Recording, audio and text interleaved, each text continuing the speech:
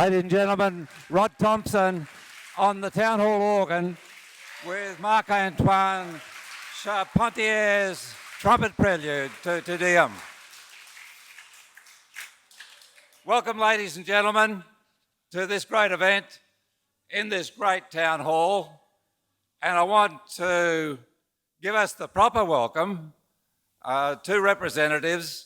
Firstly, our wonderful Teresa Sainty, terrific human being, first Tasmanian, to welcome us to country, and then Greens Deputy Mayor of Hobart, Helen Burnett.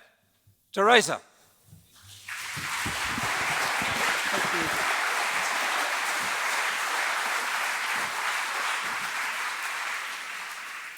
you. Pulingina, can you hear me? Yeah.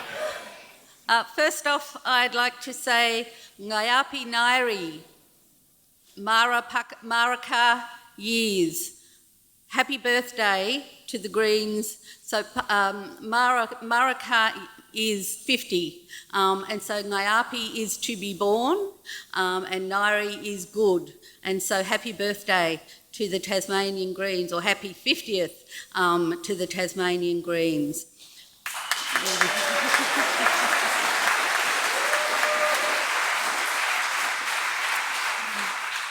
I'm guessing that 50 years ago there wasn't a welcome to country either, and so we have come a long way in 50 years, and so I think now we need to make sure that we get into power in this place just down the road and show these other fellas how it's done. I'm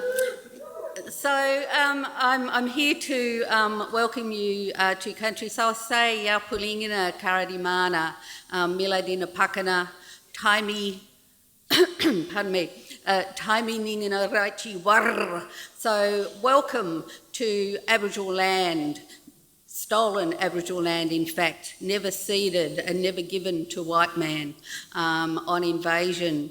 Pulingina nipaluna tu, karadimana, Lakarana Runi. Welcome to our friends from the Big Island, Runi Lakarana, and welcome to Nipaluna.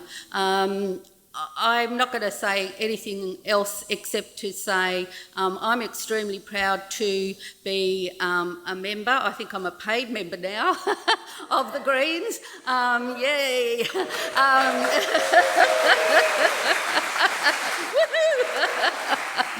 And I look forward to many more years of association with the Greens and us walking together in order to achieve more rights for Aboriginal people and to protect our wonderful, wonderful earth right around the globe. Thank you.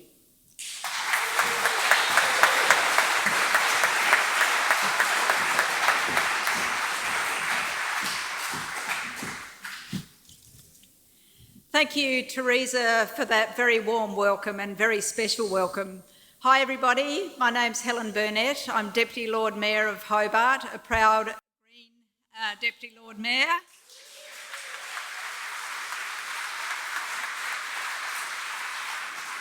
And I welcome everybody as special guests here. I'd like also to acknowledge the various senators, past senators, members of Parliament, local government people and representatives who've been here, and also the Lord Mayor of Hobart, Anna Reynolds. Welcome.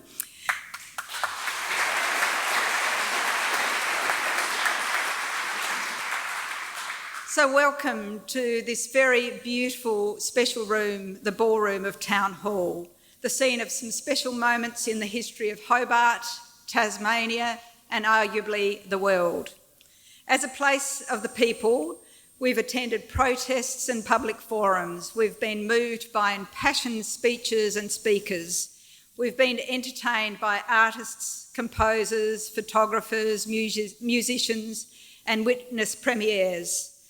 Now think back, and I know it's not too hard for some of you to think back and remember because you were actually here 50 years ago in this very room. It was when the Hydroelectric Commission was flooding Tasmania's wild and special places such as Lake Pedder, pitting hydro worker against environmentalist, family member against family member. What happened here? This room was a crucible of the world's first Green Party, the United Tasmania Group.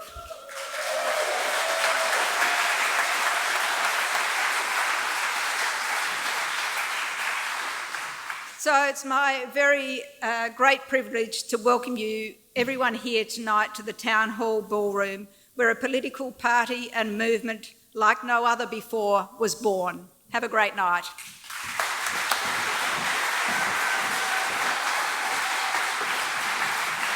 Ladies and gentlemen, I'm Bob. I'm your MC for the night, and I just want to tell you that I'm still on a high because 1 o'clock today I needed a shirt for tonight, so Paul and I went down to our ladies and gentlemen's couturier down in Elizabeth Street, Salvos, S-A-L-V-O-S, and I selected this shirt.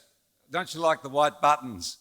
And anyway, the young lady behind the counter as we went to pay looked up at Paul and I and said, "Are you two twins?" Now, Paul's been looking a bit depressed this afternoon, but bring me down to earth. So, here we are to celebrate 50 years. It's been a big job getting us all together. I've already told organisers that I won't be doing this again next time. And to set the scene for how this hall was, what happened back 50 years ago, I invite Christine Mill.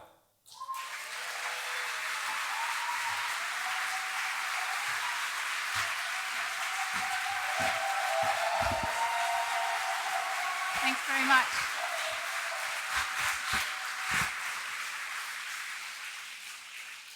Thanks very much, everyone. It's great to be back here in the Hobart Town Hall. We've had so many wonderful green functions and launches here over the years, but this one is very special.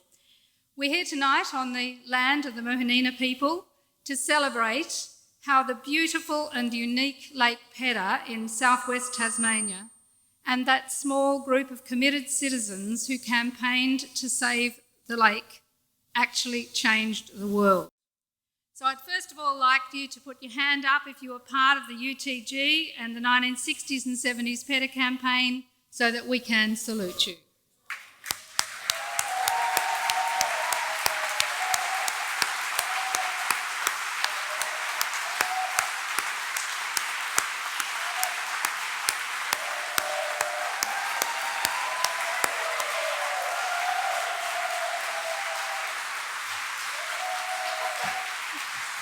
Okay.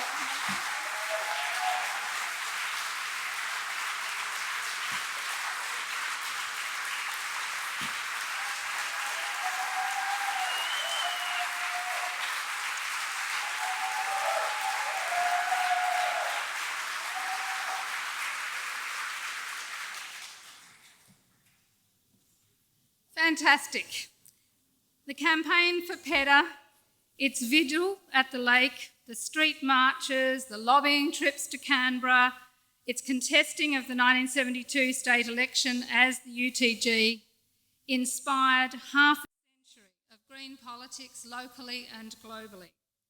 And all have been dedicated to environmental protection, social justice, participatory democracy, and peace and non-violence. Now, 50 years ago, as Helen mentioned, on the 23rd of March 1972 in this very hall, 2 days after the writs were issued for the state election, which was going to be held 4 weeks after that.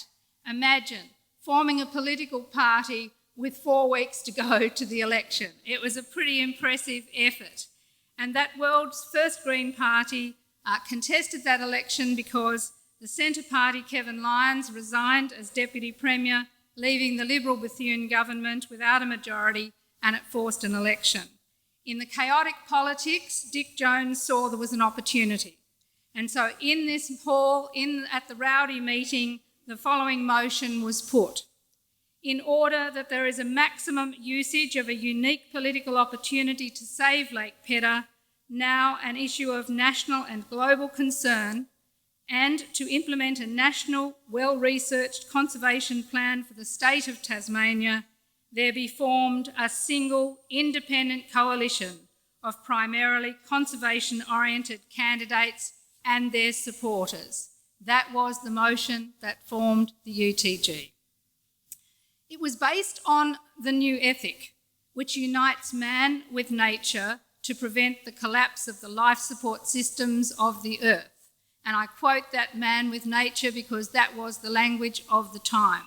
But it was this idea of people being part of nature and therefore needing to protect the natural world to prevent ecosystem collapse that was radical in a world where the hydro ran the parliament and dominion over the earth was mainstream thinking. The UTG took environmentalism to the heart of politics, and that was groundbreaking. And 50 years later, it still is. And so I invite you to have a look at the film.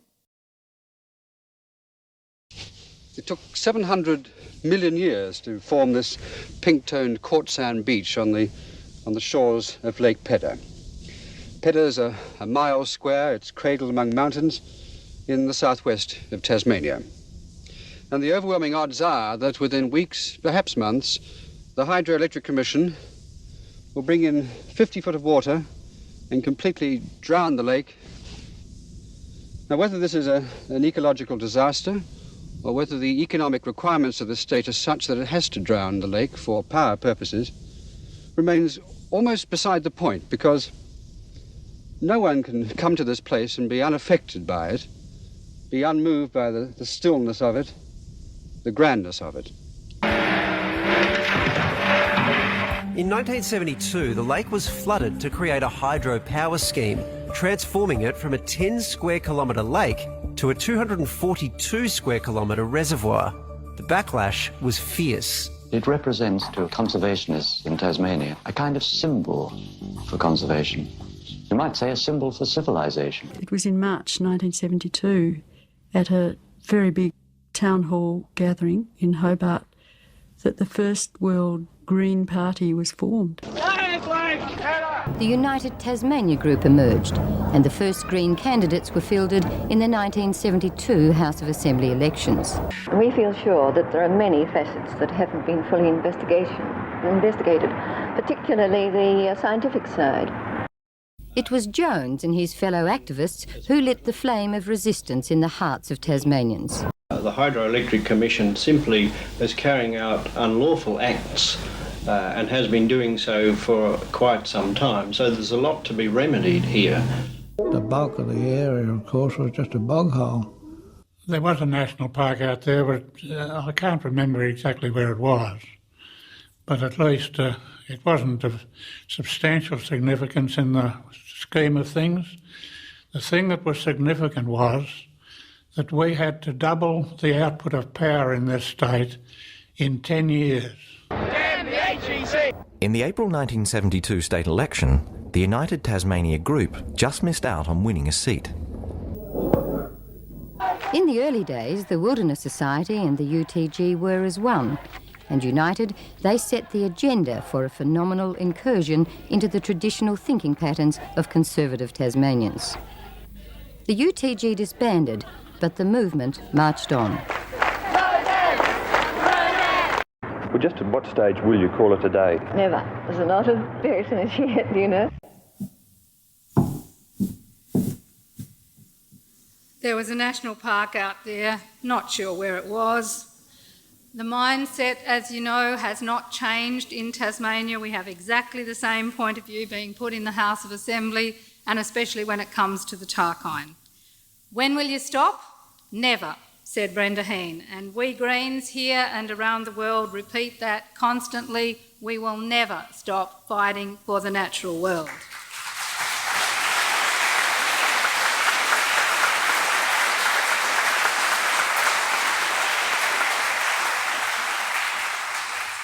As it happens, today is Brenda Heen's birthday. She was born on the 23rd of March 1910, and she died for the cause aged 62 when the Tiger Moth, in which she was flying to Canberra, disappeared and no record of its fate has ever been made.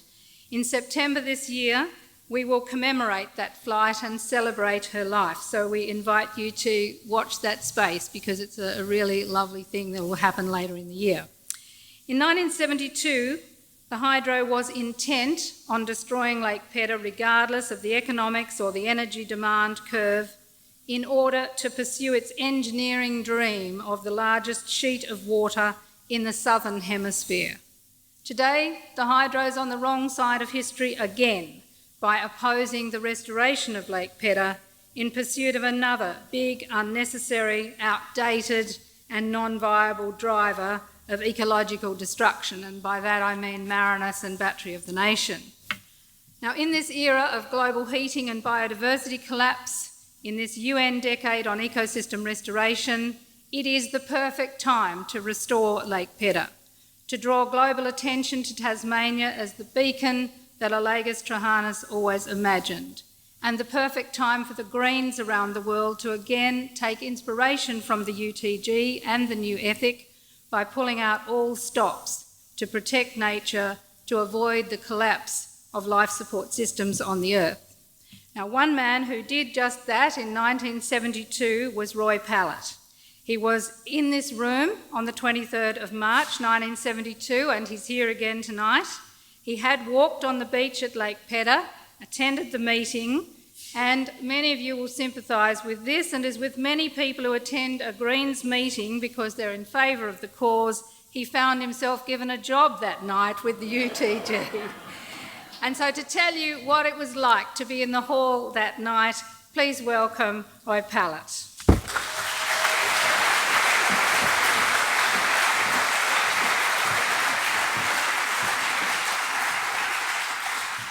Thank you, Christine. I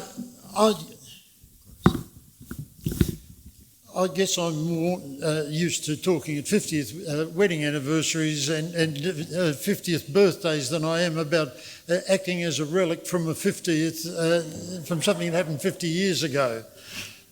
One of the things I want to say is that I was not a core member of the group at all on the Save Lake Pedder committee.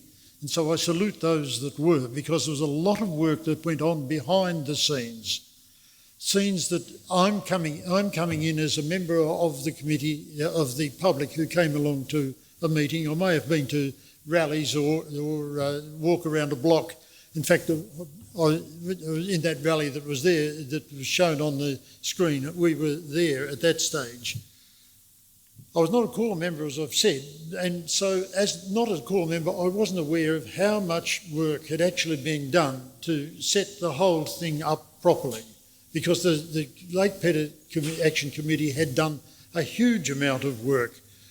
And as somebody coming in fresh, it was just a matter of looking at the ad in the Mercury, which says, Lake Pedder, the quality of government and the use of resources, and it didn't really emphasise the Save Lake Pedder aspect, but it was something that we all realised was the whole purpose of the game. We came with few expectations that the lake could be saved, but with the hope that some last-ditch effort could possibly have some impact on the government of the day. As there were a few more people here than tonight, but it wasn't a joyous occasion, as you can imagine, but one where there was sort of a muted hope that even if the lake was to be lost, something good could come out of it. We had clear presentations. They reinforced the views. In fact, some of them were the slides that you saw then. There was presentations, and they stressed immediate action must be taken. So as I recall, the only direct mention of the forming new party was in the motion that Christine mentioned before. But UTG came from that, and that was the important part about it. There was a call for nominations for people from the hall. I was sitting down the middle there, and I didn't expect to have any involvement in it. But and I don't know who nominated, but with so many people there, I couldn't say no. But I also had the honour of working. I spent most of my time working with Brenda Heen and Ron Brown. And we nearly got there, not quite, but it was an honour to be able to do that. The key thing from the meeting that I recall was the willingness of so many people to put their names forward and to help in the nomination and nominated as candidates. And so quite a large team of candidates was formed. The only hope we had was a tight election and the Liberal Party retaining seats, because at that stage, despite what people might think now about the Liberal Party, it was much more reasonable and amenable to the sort of discussions that we were hoping to have. But the Bethune government imploded and Electric Eric won easily, even if he couldn't remember where the lake was. So the first meeting didn't lead to UTG members, but it did lead to something quite profound and far-reaching. Otherwise, we wouldn't be here tonight. So I think it's an honour to be able to speak to you tonight. So thank you for inviting me.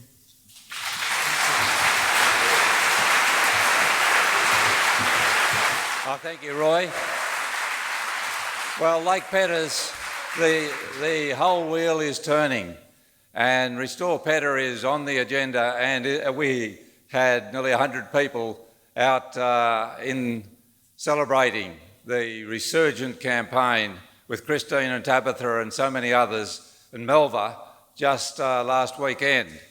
But with all these campaigns, it's the music and the artists that bring them to life. And tonight we've got with us to sing Walk That Beach Again, Monique Brumby, and on the piano, Steve. So thank you. Where are you? Steve Frump, Monique Brumby.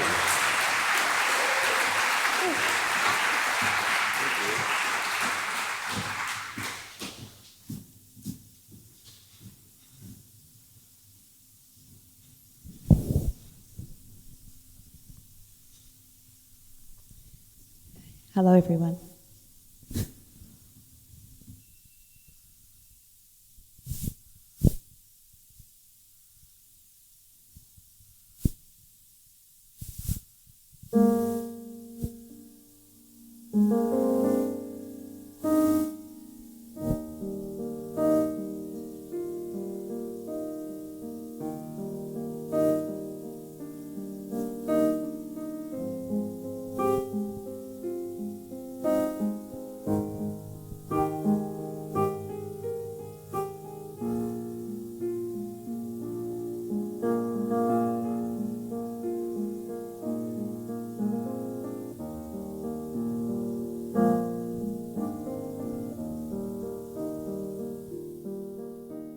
Sooner or later you get to the point when it rains.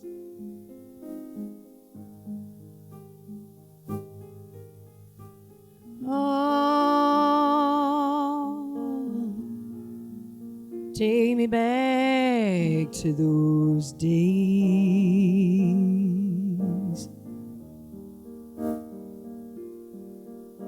We'd go to Medina by the west side of the Sentinel Range,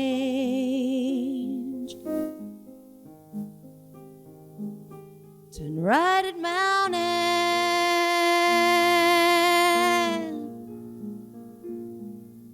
and walk the rest of the way.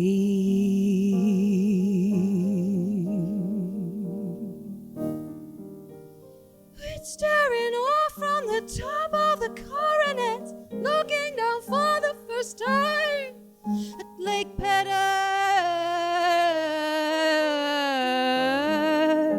her beauty divine. Lake Petta,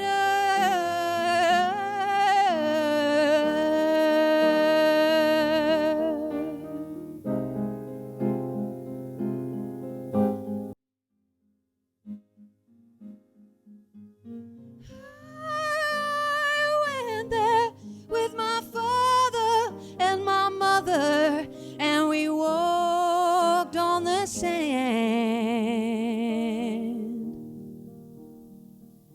The pink quartz sand, petty pennies in our hands.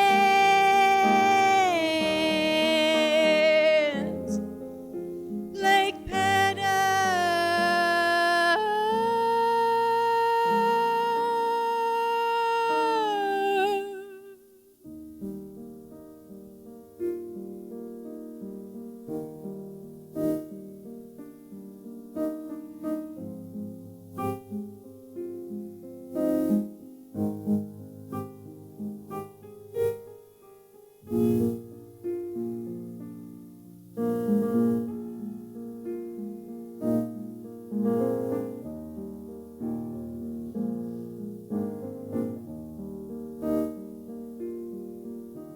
Sooner or later you get to the point when it rains, and enough is enough for our beautiful wild-hearted Tasmania. Ah, take me back to those days.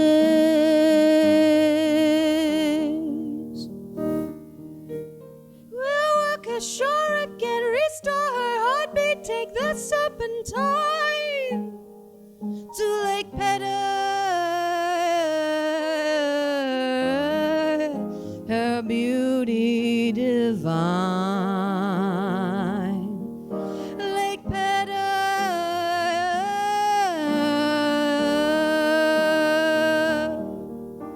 Restore the lake, restore it now, restore the lake, we can turn it around.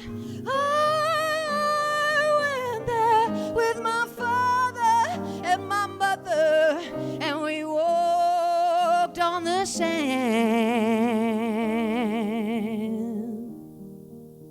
The pink quartz sand, we can walk that beach again.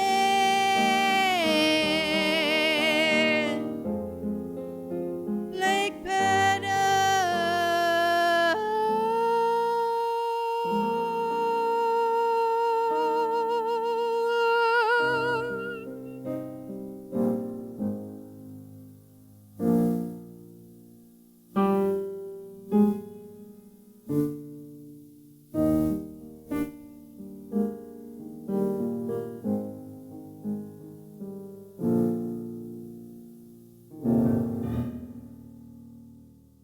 How about that, ladies and gentlemen?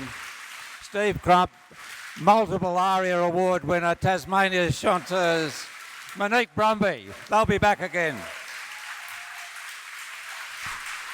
Steve Crump, everybody. Walk that beach again. Walk that beach again.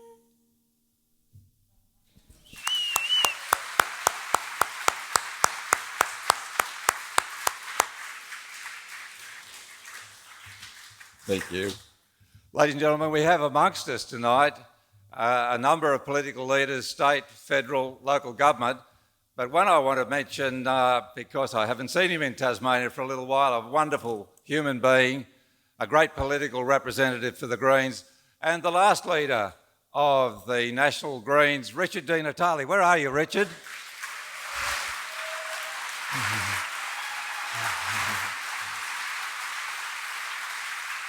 We also have with us, and I know that Cassie's going to mention a lot of people later, but old friends with Christine and I, Lance Armstrong, he's 92, he's got a little bit of Parkinson's, couldn't be with us tonight, but sends a wonderful message of greetings to everybody.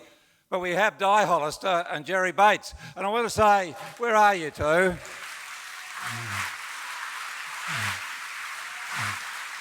You can stand up if you don't mind. Well, there's Jerry up the back. Di Hollister brought in the first deposit container legislation 30 years ago. Labor and Liberal have just caught up and passed it with the Greens, but it was Di that brought it in 3 decades ago, and a great example of the Greens leading from the front. Jerry Bates was, of course, a fantastic, the first Green in Franklin, 1986. And Jerry, I remember when they were blowing up Exit Cave, Bender's Quarry it was called, it's now World Heritage, but they were dynamiting it to make cement. And Jerry brought a piece of the limestone into Parliament and said he'd made a new anthropological discovery in Tasmania. Here was a fossilised Liberal brain. Well, there was order in the House, but Jerry, you brought the House down as you did. Such a great humour, the two of you. Welcome back to be amongst us tonight.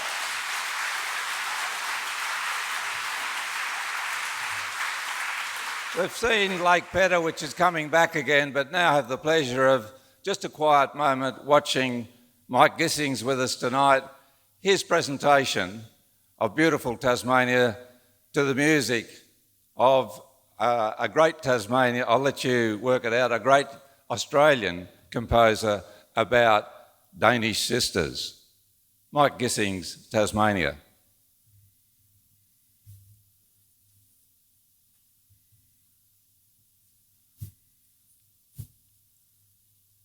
Percy Granger was the composer.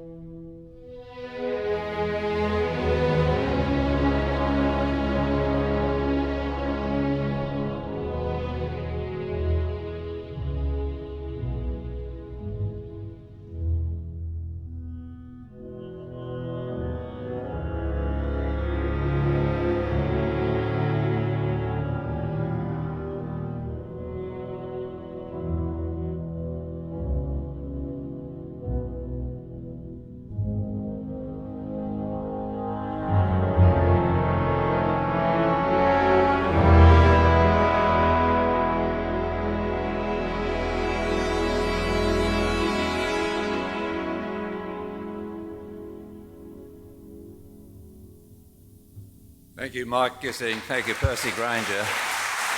Ladies and gentlemen, we have with us tonight Martin Hawes, whose book on the fabulous photographer again, whose book on Tasmanian wilderness will be ours to see later this year. His photograph is going to back the fabulous Claire Ann Taylor, who's come from Laponia, the forest on the outskirts of the Tarkine, down to live in the south with us, and tonight she's going to sing us that wonderful standard about this beautiful planet of ours, Morning Has Broken. Ladies and gentlemen, Claire Ann Taylor.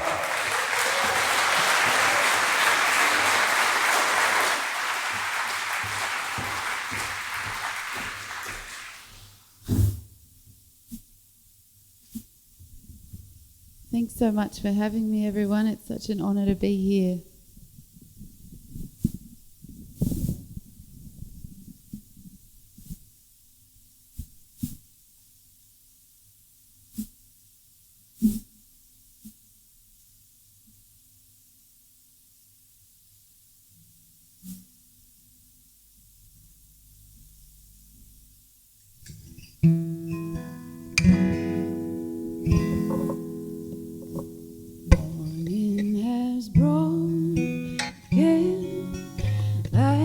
First morning, blackbird has spoken like the first.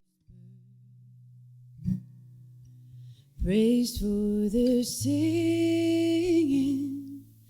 praise for the morning, praise for them springing fresh from the wood. Sweet the rain's new fall, sunlit from heaven, like the first dew fall on the first grass. Praise for the sweetness of the wet earth's incompleteness where feet pass. Mine is the sunlight, mine is the morning, born of the one light Eden saw play. Praise with elation, praise every morning, earth's recreation of the new day. Morning has broken like the first morning. Magpie has spoken like the first bird. Praise for the singing, praise for the morning, praise for them springing fresh from the world. Praise for them springing fresh from the world.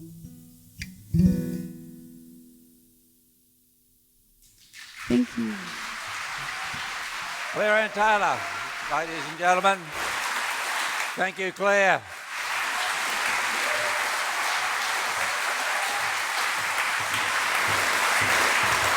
From the other side of the planet comes the first of our, and I'm very grateful to Christine Milne here, but comes the first of our little comments from people overseas as we celebrate this 50th anniversary. And this is Sarah Parkin. I first met Sarah in London in the 1980s. She was leading the English Greens. She's been a fantastic global citizen. She now lives on the Isle of Islay off the west coast of Scotland. I've got a little book of pictures about there when we visited Claire's place a couple of years ago. And she tells me she's currently campaigning against the 14th distillery on that island, which is in a Ramsar wetland. So we've got similarities. I think 13 distilleries is great. 14's too many. Here's Sarah Parkin. Hello, Tassie. 50 years, my goodness. And now we've got Green parties all around the world, and it's been you, not least the wonderful Louise Crosley, who played such a big role in making the Global Greens a reality. I remember when we first heard about the UTG down here in good old Britain, and your engaging contemplation of politics and campaigns was truly inspirational for us Brits, struggling with our dusty electoral system, which remains unchanged. Now, down the years, I've been lucky enough to make some lifelong friends in Tassie, Bob and Christine in particular, and I was lucky enough to be able to visit you, and I've come to love the place where you live greatly. So have a really great party, but then remember, we've still got an awful lot to do. Lots of love from a stormy west coast of Scotland. Thank you, Sarah. And from the stormy west coast of Scotland to the beautiful, peaceful climate of Tasmania, we can't, of course, have any Greens function without honouring and being honoured by the youngsters amongst us whose future we are fighting to secure. And tonight, we're very lucky to have 12-year-old Rose Pullinger, and Rose is with us to tell us what she thinks about how the planet's going. Ladies and gentlemen, Rose Pullinger.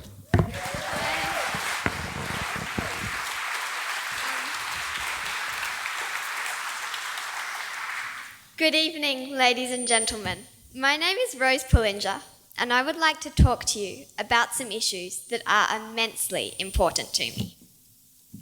I love orangutans. I think they are absolutely beautiful. I have done countless school assignments on these gorgeous apes.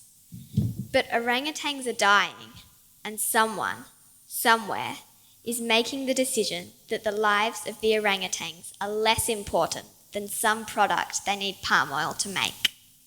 And not only are the orangutans being killed, but their homes are vanishing.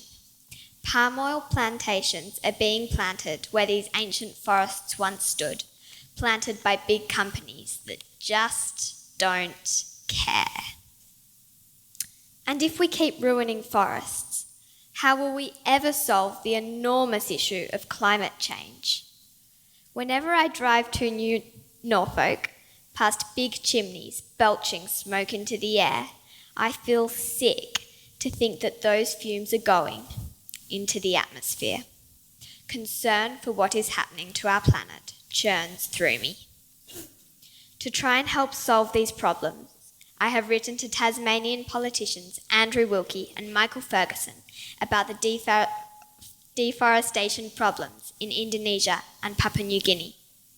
I have stopped buying and eating several products such as Tim Tams and lint balls on learning they had palm oil in them. I am also a member of the AYCC, Australian Youth Climate Coalition. In the future, I will write more letters, organise petitions, participate in rallies, and raise awareness about these problems. Because we have to act, and quickly. I have to act, because I know what will happen if I don't. I hope you can trust me. Thank you, and good night. Thank you.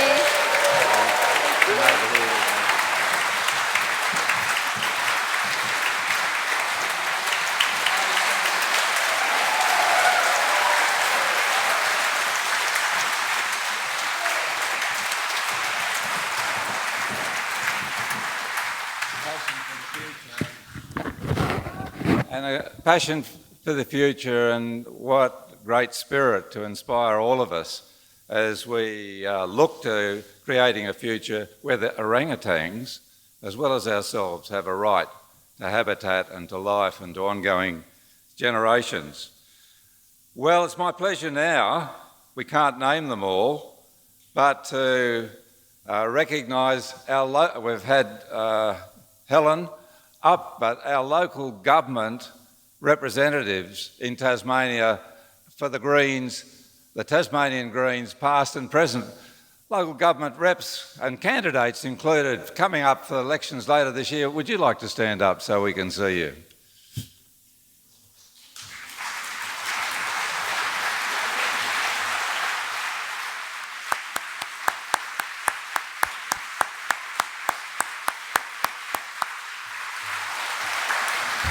Thank you all. And I see Patsy Jones down here, who is a Tasmanian Hobart alderman, partner for Dick, and a wonderful Green all the way down the line. She's going to be up here in a little while to help us out. And I also want to mention that we have with us tonight the first candidate, the first next cab off the rank in Tasmania for election, coming up in the first weekend in May. Legislative Council is our fantastic candidate for Franklin, Gideon Cordova. Where are you, Gideon?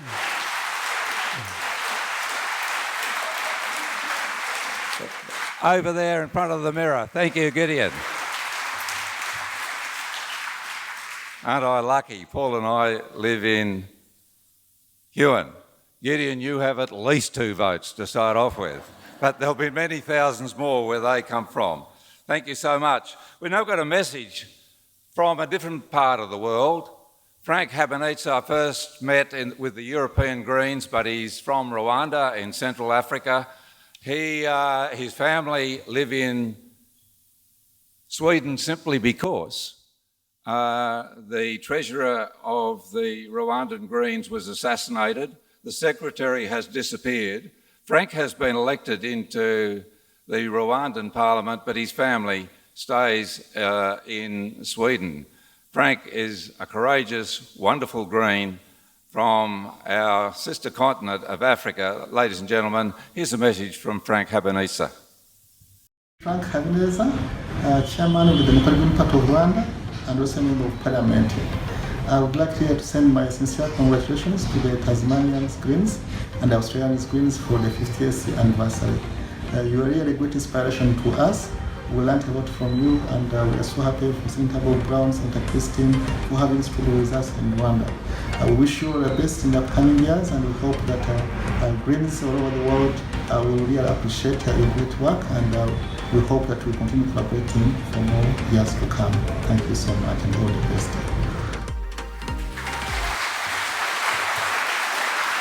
Paul and I were headed to go to see Frank after he was elected, and he happened to mention to the president of Rwanda that we were coming. By the time we got to Melbourne, our visas had been cancelled. So it's a different world that brave people like Frank live in and give us all courage. And we all are all on one planet, and you can press the button on this, thank you. Here's Carl Sagan's famous One Little Planet. We were hunters and foragers, wanderers on the savannas and the steppes. There were no border guards then, no customs officials. The frontier was everywhere. We were bounded only by the earth and the ocean and the sky. Since we first emerged a few million years ago in East Africa, we've meandered our way around the planet. There are now people on every continent and the remotest islands, from pole to pole, from Mount Everest to the Dead Sea, on the ocean bottoms, and even, occasionally, in residence 200 miles up. Humans, like the gods of old, living in the sky. These days, there seems to be nowhere left to explore, at least on the land area of the Earth. Victims of their very success, the explorers now pretty much stay home. Vast migrations of people, some voluntary, most not, have shaped the human condition. More of us flee from war, oppression, and famine today than at any other time in human history. And the world impoverishes itself by spending $1 trillion a year on preparations for war, and by employing perhaps half the scientists and high technologists on the planet in military endeavors. How would we explain all this to a dispassionate extraterrestrial observer? What account would we give of our stewardship of the planet Earth? We have heard the rationales offered by the superpowers. We know who speaks for the nations, but who speaks for the human species? Who speaks for Earth? Shouldn't we consider in every nation major changes in the traditional ways of doing things, a fundamental restructuring of economic, political, social, and religious institutions? We've reached a point where there can be no more special interests or special cases. Nuclear arms threaten every person on the Earth. Fundamental changes in society are sometimes labeled impractical or contrary to human nature, as if nuclear war were practical, or as if there were only one human nature. But fundamental changes can clearly be made. We're surrounded by them. In the last 2 centuries, abject slavery, which was with us for thousands of years, has almost entirely been eliminated in a stirring worldwide revolution. Women, systematically mistreated for millennia, are gradually gaining the political and economic power traditionally denied to them. A new consciousness is developing which sees the Earth as a single organism and recognizes that an organism at war with itself is doomed. We are one planet.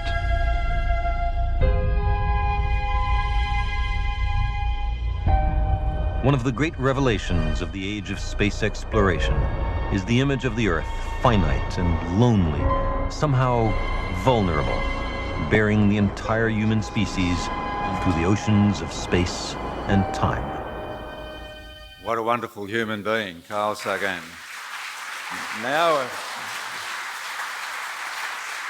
thinking about the fact that just last year 200 people fighting for their environments, and many of them were Indigenous fellow human beings on this planet, were killed.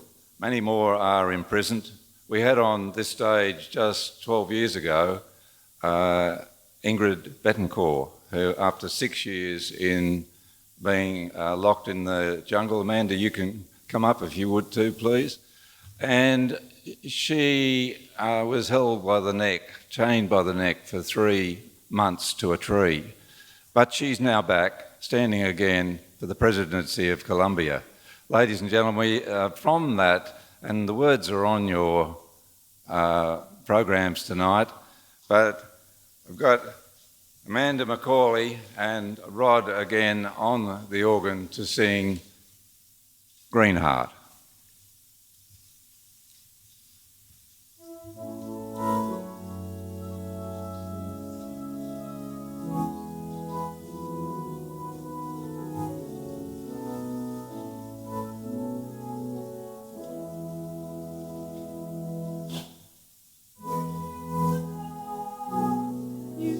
The flowers, can you hear the birds singing? Is the sun shining through? Is the earth soft beneath you? Are your dreams full of loved ones? When the moon lights our night sky, is it beaming on you? Is the earth soft beneath you?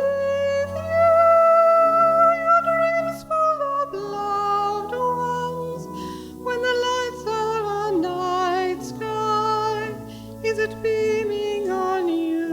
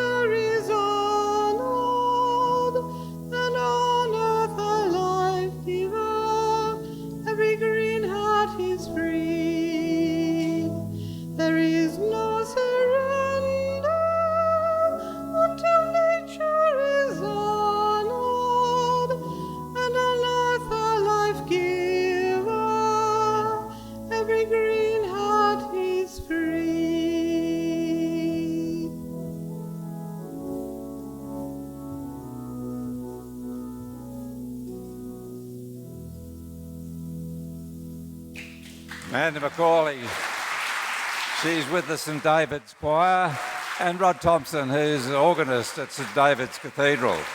Thank you both. Now I've got old friend, ace campaigner for Tasmania's wild places, and with great long successes behind her as well. But to tell us a little bit about the case at point, the Tarkine Wilderness, ladies and gentlemen, Jenny Webber.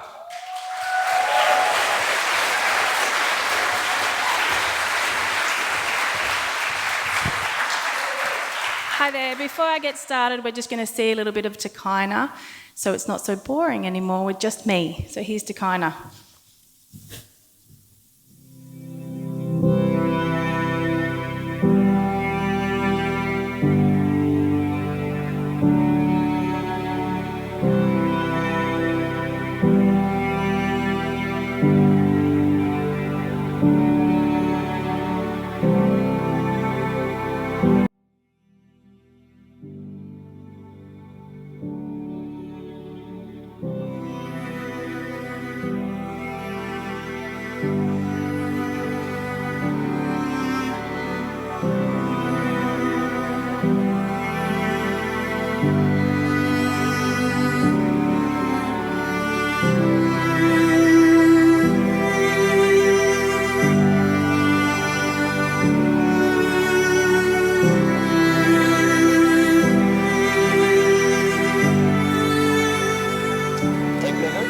Is it good?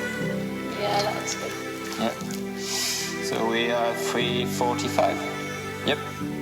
Yeah, cool. 3:45.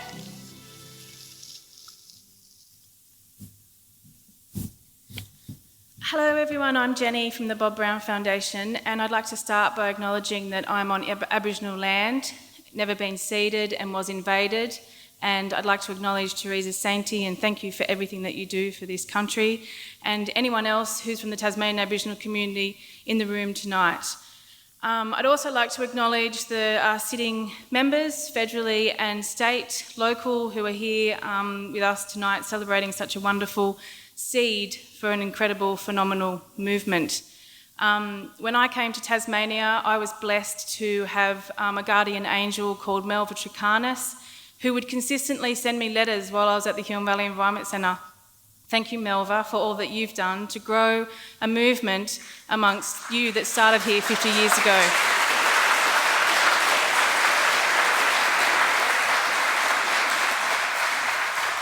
I'd also like to acknowledge that I came out of a Labor Party family, and it was my husband 25 years ago that introduced me to the Greens.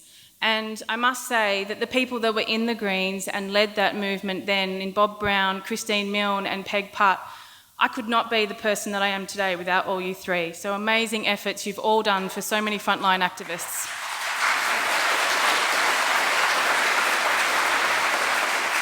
But I'm here to talk about Takina, and everything you just saw just then is not protected. It's not a national park, it's not World Heritage listed, and it's not returned to Aboriginal ownership. Everything you saw there is threatened. Takina is now more threatened than ever before, and I know I say that as a young person in the campaign because there's probably Tarkine tigers in here, there's people who faced the 10 new mines that were proposed before I went into the Tarkine campaign, but it's in the backdrop that we are in a climate and biodiversity crisis, and we have on our doorstep right now in Takina some of the biggest threats we've ever seen. Impacts of the predicted tipping points are playing out here in Australia alone. To read Professor Terry Hughes on Twitter the last couple of days about the 6 mass bleaching unravelling right now on the Barrier Reef. To know our friends faced the New South Wales catastrophic floods only a short time after many of our friends in that same state saw the catastrophic bushfires. It is this backdrop that we remember that globally clean air, clean water and intact forests and places are rare. But right here in Tasmania we have Takina, and right now we know that protected, intact places are more important than ever. What we do face right now is the threats of 2 new mines in one of the world's largest remaining temperate rainforests by Venture Minerals. I'm here to warn you that what is coming is the greenwashing that to save the planet from these tin mines is that we need a little green industrial revolution, and a little bit of Takina rainforest can be lost for future technologies. Ramping up mining with ongoing loss of wild places that have evolved for millennia is not going to be a solution for this planetary crisis. I'm here to also let you know that right now, on the front line, for amazing 75 days, we have people on that front line, 600, many of you in here, I'm sure, have spent time on that front line, who are defending Takina from a proposed MMG toxic waste dump that we know they have an alternative for. We know that that heavy metals tailings dam would be dumping mine sludge in an area 14,000 times larger than this room that we sit in tonight, where the tree sitters last winter heard the Tasmanian masked owls while they also heard the approaching machinery smashing forests. In those same forests tonight, we are holding strong. Our small foundation, in just 2 months, just the last 2 months, I wanted to give you a little pocket, has held off those machines from destroying an ancient pocket of Takina. We've launched 2 court cases, one against the federal government on behalf of the Tasmanian masked owl that is vulnerable to extinction, and one against the state government, who thought it was a good idea to hand a Chinese state-owned mining company an unnecessary mining lease to evict protesting citizens. We are able to take this court action on behalf of Tasmania's masked owls after our science team, who were also in our remote tree sit camp, Charlie and Casey, carried out 267 surveys across those threatened forests, and while carrying out the best research ever in Tasmania about these owls, found that they were breeding there, and it was up to our foundation to tell the Minister for Environment and the company that those masked owls are there, they're breeding, and they can't afford to lose the forests to a toxic waste dump. These are the largest barn owls in the world, and they pair for life. How wonderful. Next, our team, with amazing Bob Brown in a pack raft, can you believe it, only a couple of months ago, with Rob Blakers guiding, surveyed the Wilson River Huon pines to find the largest tract of undisturbed pines in Tasmania, right there in Takina, not in a World Heritage Area, in a mining exploration lease. 43 pines, including the oldest and largest Huon pine ever recorded. We're talking about pines, more than one, older than 2,000 years old. And I can reveal to just you tonight that this last fortnight, that same team have found more Huon pines, this time in another area threatened by Venture Minerals' proposed mine. That's a busy 2 months in our campaign, but we are defending and protecting Takina. That also comes just 6 months after we executed one of the biggest direct action campaigns in Tasmania's history, in the ice and snow, with the wonderful Rosalie, Peter Wish-Wilson and Cassie joining us on the front line, Janet Rice and Senator Hanson-Young also taking action with us on the front line, who took time out of your busy schedules, thank you, to defend Takina with us. 400 people took non-violent direct action in winter in Tasmania, in Takina, and 71 were arrested. Which brings me to here tonight. In this room, 50 years ago, a few hundred people resolved that no existing party would do enough to confront an environmental crisis. That environmental crisis is worse today. Takina, Australia's native forests and climate targeted every single day for destruction by the Labor and Liberal parties, both state and federally. And Earth needs people in Parliament that will put it first, put native forests first, and put Takina first. Without people in Parliament putting nature and Earth first, it is left to those people in Parliament who are in a great majority determined to destroy Takina Tarkine. Citizens alone cannot protect Takina. We can't protect native forests, even though we need to see an end to native forest logging immediately. And we can't end the climate crisis by ourselves. But we at the Bob Brown Foundation are giving it a red hot go, and we thank you all for all that you've done to set up an environmental party that has led the way in so many ways and mentored an incredible number of Australia's leading environmental activists and frontline defenders. Thank you. Thank you, Jenny. Eric Rees, who destroyed Lake Pedder but said he didn't know where the national park is, also said that mainland bushwalkers are people who come to Tasmania with one shirt and one $5 note and go home having changed neither. And I think he was talking about Jenny Webber, except he got the wrong the last bit wrong. She didn't go home. Thank you, Jenny, for being here. And now, the answer to the environmentalist prayer in politics, our wonderful Greens MPs in the Tasmanian Parliament, Rosalie Woodruff and leader Cassie O'Connor.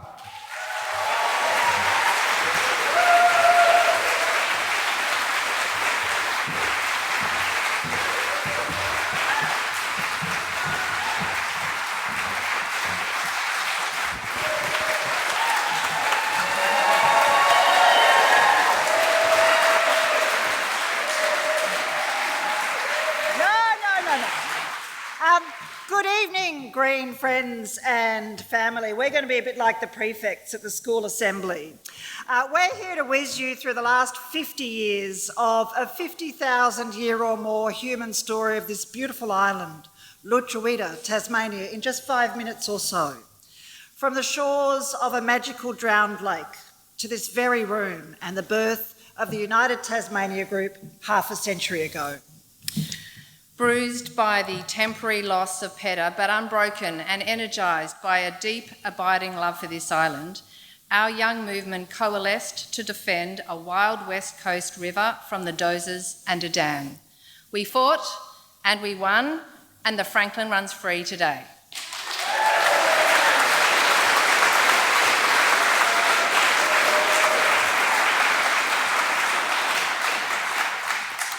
A shy young doctor was propelled onto the national stage and into the Tasmanian Parliament as Dr. Bob Brown, the member for Denison. We had a foothold in the Assembly and we've held it to this day. So too did wild Lutruwita now have an unwavering champion in the halls of power. Bob nobly fought the parties of greed and destruction solo. More champions were needed and we found them. On the rolling hills of Wesleyvale, the Green Hills, a young mum and teacher of the fiercest intellect and courage led her community to stop the Wesleyvale pulp mill. Christine Milne had arrived.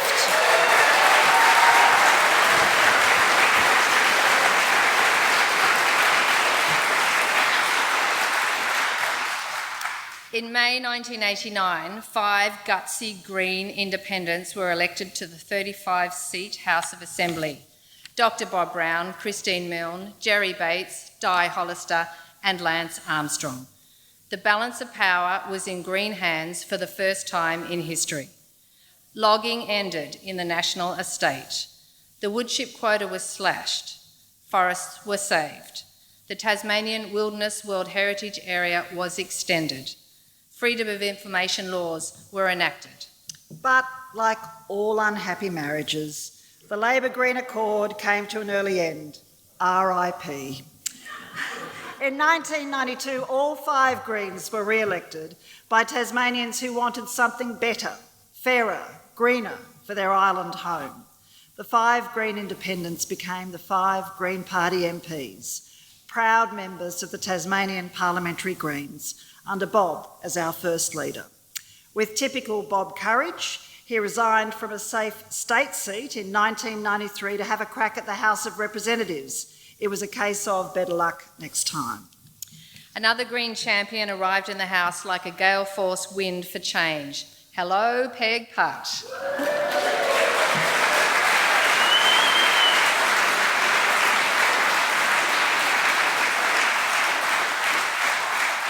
In 1995, after a sterling and far-sighted contribution, Jerry Bates left Parliament and the steadfast Mike Foley took his place. 1 year later, our movement arrived on the national stage when Dr. Bob Brown took his seat in the Senate.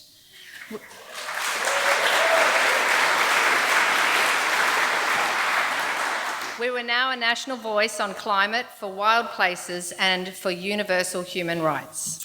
In state parliament, with Christine at the helm in minority government, we campaigned hard for forests, as we always do. We secured gun law reform, gay law reform, and an apology to the stolen generations. In 1998, Fear of the Greens and naked self-interest got the better of the Liberal and Labor parties. They colluded and cut the numbers in the House of Assembly by 10. Our parliamentary numbers were reduced to just 1 at that year's election. It was left to Peg.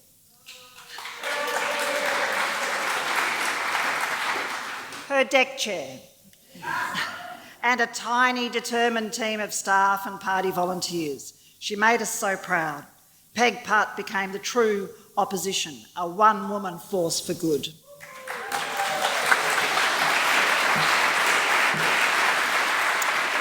Four years later, in 2002, we were back in strength with 4 of the 25 seats in the Assembly: Peg Putt, Nick McKim, Tim Morris and Kim Booth. They fought with good heart for Wild Lutruwita and stood with the people of the Tamar Valley against a toxic, destructive pulp mill. They helped defeat John Gay and guns.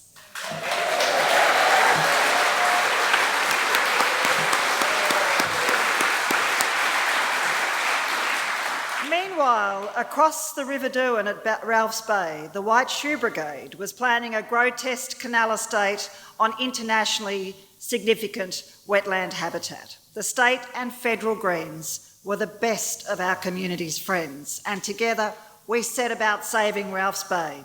One day I got a call from Bob. In 2006, the agents of darkness, in the form of Tasmanians for a Better Future, lined up against our party. Despite them, we held our 4 seats, and this wild island kept its voice in the Parliament. 2 years later, mighty Peg left to drive global market change for the forests. Nick McKim stepped up, and Cassie was elected on countback. The pulp mill was still lurking, ancient forests were still being smashed down, and integrity in government remained illusory. Voters wanted something much cleaner and greener. In 2010, Nick led us to the highest statewide vote in the party's history and 5 seats in government.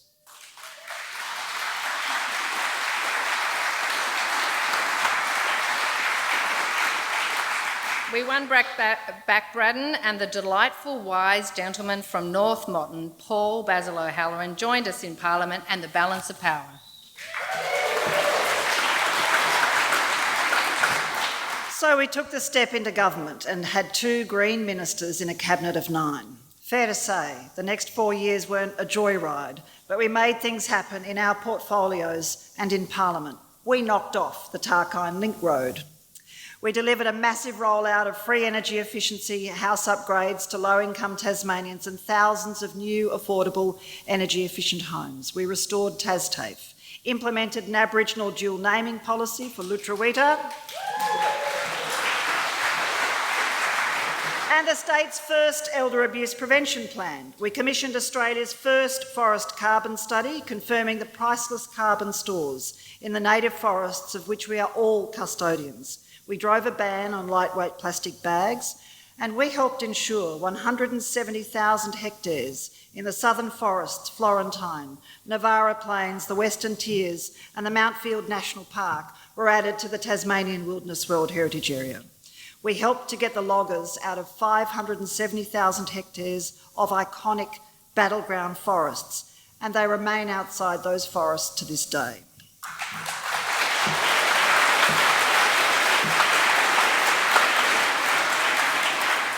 These are forests our movement has campaigned to defend for decades. In the sticks, Florentine, on Bruni, the Tasman Peninsula, Wailangta, northeast Highlands, southwest forests, Blue Tier and deep in Tarkina. Some of these forests are still not formally protected, and we fight for them today. Predictably, 2014 was a difficult election, as it always has been for us following a balance of power. 3 Green members were returned, but with their numbers, the Liberals cut our speaking rights, our membership of key committees and our resourcing. We remain undaunted. In 2015, it became 3 Green women carrying the flag. Andrea Dawkins, Rosie Woodruff and me, standing up for fairness, integrity and wild Lutruwita, as Greens always do. Rivers of dark money from gambling interests smashed us in 2018, reducing us to 2. Then last year, in a snap election, cynically called in the middle of a global pandemic, we grew our vote. the only party with parliamentary representation to do so. We're on the crossbench, but we're recognised as the true opposition, holding the government to account, standing with communities to help defend the places they love across our island, from Kanani to coastal communities threatened by industrial fish farming expansion, the lovers of Lake Malbina, and every place in the Wilderness World Heritage Area threatened by commercial tourism. We stand with forest defenders. We remain a strong, clear voice in Parliament for this island and its people. We defend the clean green brand Christine Milne first defined. We watch over still threatened forests and crown lands and the myriad rare creatures they sustain with eagle eyes. We've crafted legislation to create a fair dinkum independent environment protection authority, to get rid of single-use plastics, to deliver more affordable homes, to restore the numbers in the House of Assembly, and chart our beautiful island state to be a beacon for real climate action. We've helped deliver nation-leading transgender law reforms, as well as a safe, compassionate framework for voluntary assisted dying after decades of work.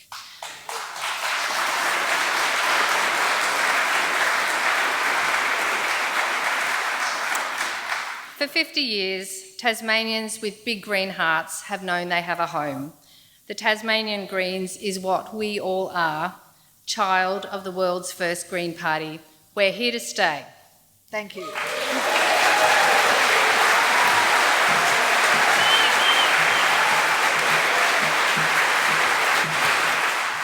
Aren't they great, ladies and gentlemen? Cassie O'Connor, Rosalie Woodruff.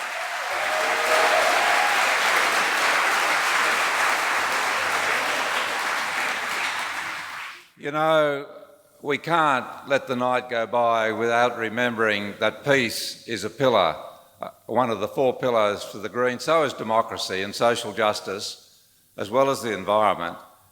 But while we're here, town halls, shelter places, shopping malls, schools, hospitals are being bombed by a human being without a heart, in the form of the Russian president, as Ukrainians suffer. And I took the liberty of this little sign, drawn by a Tasmanian schoolchild today at the Rally for Ukraine.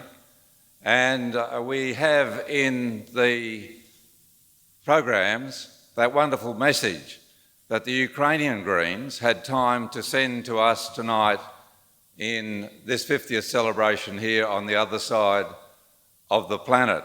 So, ladies and gentlemen, there'll be some buckets going around shortly, and please feel free to put money in those for the Ukrainian Greens to help with the safety and the future of their country, these brave people amongst 40 million brave people standing for their country, which is currently under siege.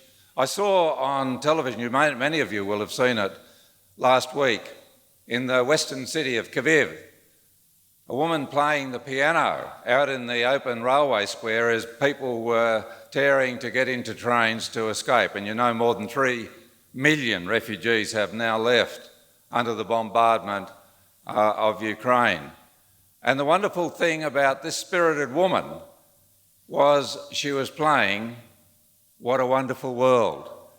Ladies and gentlemen, after this film clip of the woman playing in the Ukraine, we're graced with the terrific talent of Cowan.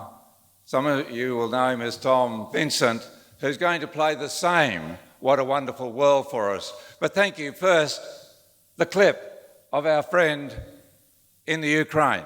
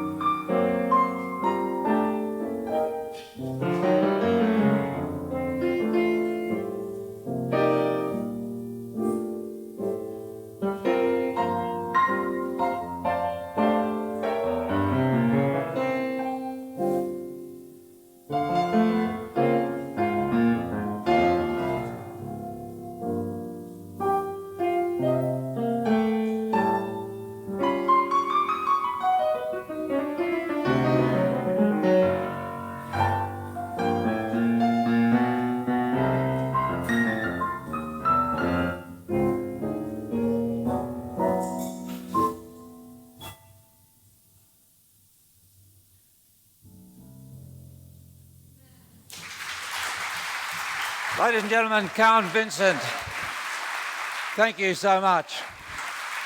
And what an honour for the Ukraine. Now, ladies and gentlemen, this video is going to go back to Ukraine, as will that. We've got our videographer on the stage. We simply want 10 chants of Ukraine, as they say in Ukraine. Ukraine. Ladies and gentlemen, for the last 5, would you mind standing and raising the roof for Ukraine? So here we go. Ukraine! Ukraine! Ukraine! Ukraine! Ukraine! Ukraine! Ukraine!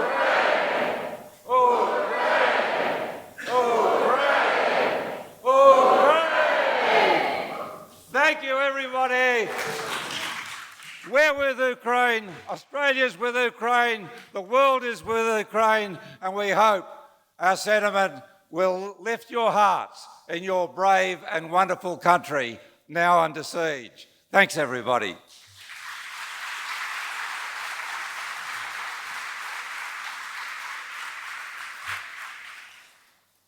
Our wonderful senator, not up for election this time, but former state parliamentarian, to introduce a very special guest tonight. Ladies and gentlemen, Senator Nick McKim.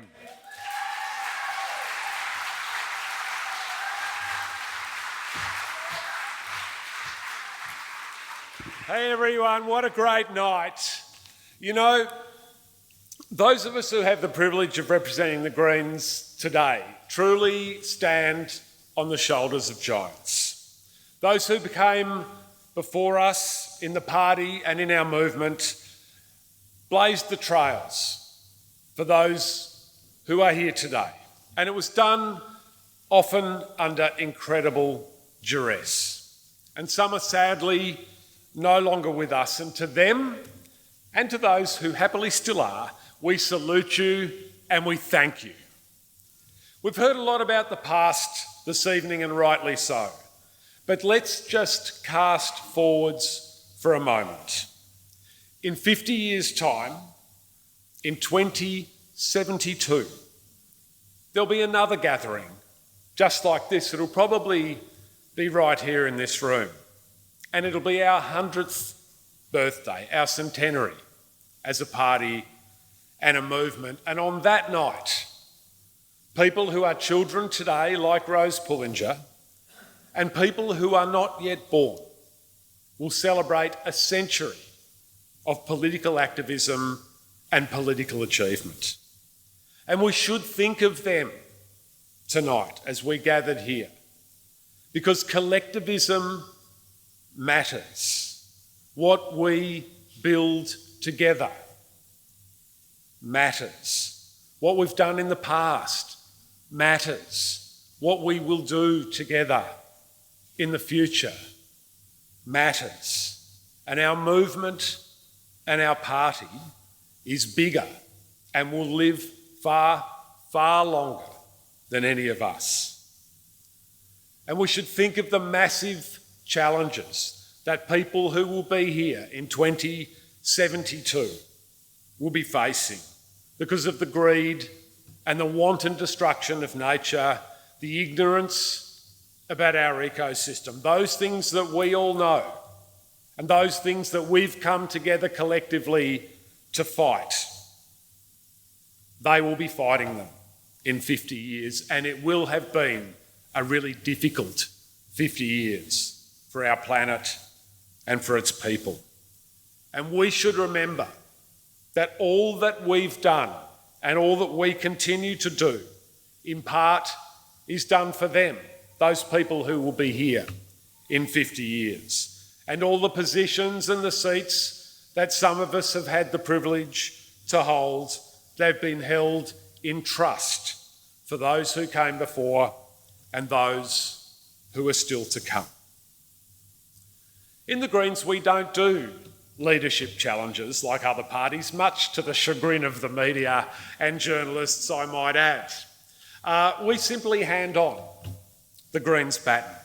And Bob and Christine are rightly very well known in Tasmania, and Bob's acknowledged Richard Di Natale here tonight, and rightly so, a great leader and a great human being. But I just want to tell you a little bit about our current leader, the current holder of the green baton, someone I know very well and admire very much. When you talk to Adam Bant, one thing about Adam, he listens very closely to what you are saying. And I know that when Adam was in the Styx Valley yesterday, he listened really closely, just as closely as he would listen to any of you. He would have listened to the susurration of the leaves and the rivers of the Styx Valley, and he would have heard them well, and he would have heeded the whisperings of that beautiful forest. He's a person of strength, integrity, and decency, as all our leaders have been. And the great news is he's very likely to be the person who in just a couple of short months will lead us to our largest representation ever in the Australian Parliament.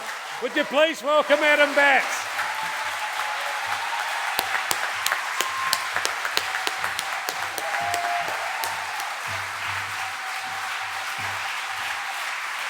Look, thank you, Nick, and thank you, Bob.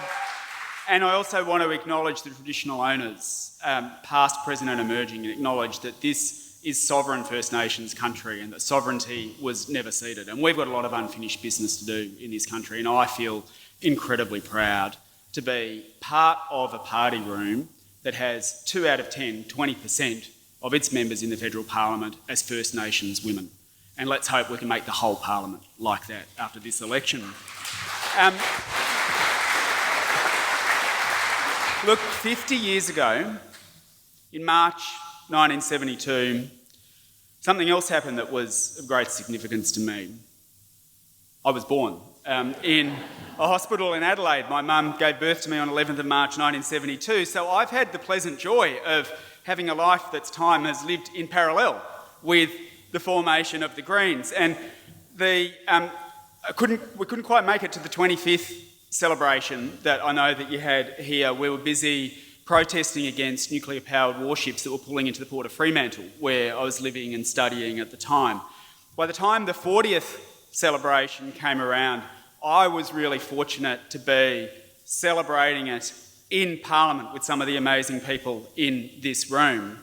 And it is so terrific to be here in the 50th celebration here with you now. And it's heartwarming not just to be amongst friends and giants, as Nick said, but I also really love being in Hobart because it's not far from where I caught my first fish, down on the wharf here. And I had grandparents who lived in Mount Stewart and a grandfather who worked at Kodak when it was down on the wharf and a grandmother who taught at Dora Turner School. And so my childhood, even when not living here, was one of Trahanas and Dombrovskis pictures and an understanding from a very early age that this place is home to some of the most special places on earth. And as we were in the Styx yesterday, for my first time there, I was just reminded and almost learnt anew, to listen to those susurrations, that to save Australia from the climate crisis, we have to protect what is good about Tasmania, and that means leaving Australia's forests standing. Like, we have to leave them standing. And what is really, really exciting about being here and spending time with the amazing candidates that we've got right here, right now, who are going to this election where in a very, very short period of time, probably less than 70 days, after which we're going to be talking about the former Prime Minister, Scott Morrison. Knowing all of that, we are on the verge of something really, really big and exciting now. Tasmania is going to continue to be a key part of that. Because it's an election year, I'm going to remind you about this who's on your seat, the wonderful man Peter Wish-Wilson, who is up for election, because if we and you can help return him, he is going to be part of a party room, not only of the same number of senators that we've got at the moment, but in Queensland and New South Wales and South Australia, we have the opportunity this election to grow and add a second senator to that, which could mean we have up to 12 senators sitting in the Senate, making us the largest third party in the Senate ever, and us having the largest party room of Greens MPs ever. We are this close. We are this close to doing that. And it's not just in the Senate that we are on verge of massive breakthroughs. We are now in the House and in the Senate. And I am, after this, tomorrow going up to the Northern Rivers that has just been devastated by some of the most incredible floods that you've seen, where our candidate in that seat of Richmond, Mandy Nolan, has a huge, huge chance of winning that seat, bearing in mind that we've already got the state seat that sits within half of that. And after that, we'll be going back to Brisbane, where in the inner city of Brisbane, we have candidates who have already, before the election has even been called, been running a people-powered campaign that has seen them knock on tens of thousands of doors and have over 14,000 conversations. And their volunteer, people-powered movement in inner city Brisbane, you know, that bastion of democracy of Queensland, in inner city Brisbane, they now have a people-powered movement that is so strong that when the floods hit, they were able to suspend campaigning and go and knock on people's doors and say, oh, who are you? I'm from the Greens. Oh, come on, now's not the time. No, I'm not here to talk to you about politics. I've got 10 volunteers outside. Do you need help moving your fridges or moving your things around as a result of the floods? And they got there, our people power team of Greens, assisting people dealing with the climate crisis before the council, before the state government, before the federal government. And as a result of putting that one of those four pillars of grassroots democracy into action, we're now not only on the verge of being in balance of power in the Senate in our own right, but with those amazing campaigns that are happening in inner city Melbourne, happening in New South Wales, happening in Queensland, at a tight election where Scott Morrison is hanging on to majority government by his fingernails, we may find ourselves in less than 2 months with Greens in balance of power in both houses of federal parliament, being part of the movement to kick this terrible climate-denying and inequality turbocharging government out, but being able to say to the next one, well, you want our support for forming government, you want our support for passing some laws. Well, it's about time that we kept coal and gas in the ground to tackle the climate crisis. It's about time we left Tasmania's forests standing. It's about time we tackled the inequality crisis in this country as well. And if you want to pass laws, you need to come through Peter Wish-Wilson and Nick McKim to do it. We are on the verge of making that happen. And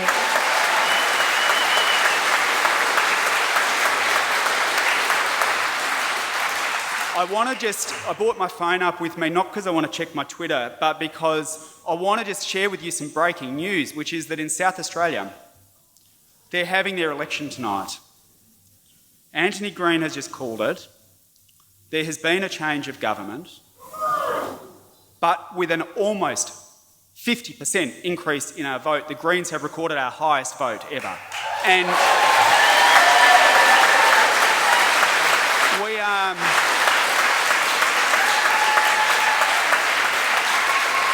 on track to be in balance of power in the South Australian upper house, and that is a sign of what is to come in under 70 days, under 80 days in Canberra as well. So Scott Morrison, you better start dusting off the resume, because we are coming for you and we are coming to put the Greens in power. And what I want to say to the people who are here tonight, To the giants in the room now, many of whom I've been privileged to serve in Parliament with, to the giants who were in this room 50 years ago, on behalf of all of us who are in the Parliament today, I want you to know we will keep fighting, we will keep growing, and we will keep winning. Thank you.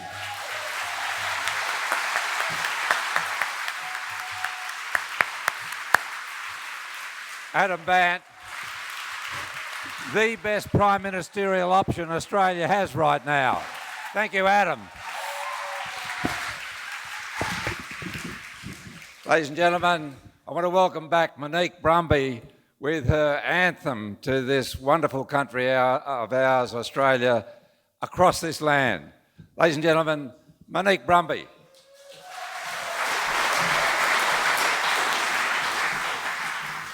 Now, Bob, when you picked up your shirt down Elizabeth Street, did you stop and get a Bob Brown pizza? Because they're selling them there. And I said, what's on it? And they said, broccoli and kale.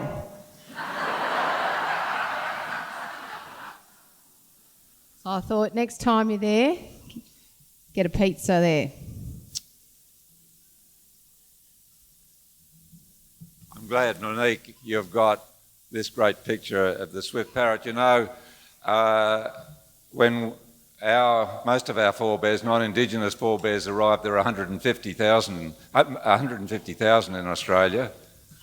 Back at the turn of this century, just 20 years ago, there were 3,000.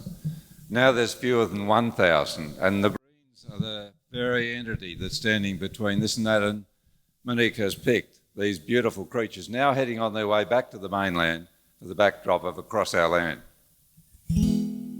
Thanks, Bob. And this is a song about our beautiful creatures that inhabit our wild areas of Tasmania, and also for our Aboriginal brothers and sisters. And the song kind of reflects on my connection to the land here of Tasmania, my spiritual home being the Bay of Fires. Gazing out across this land, birds fly from the palm of your hand. Oh,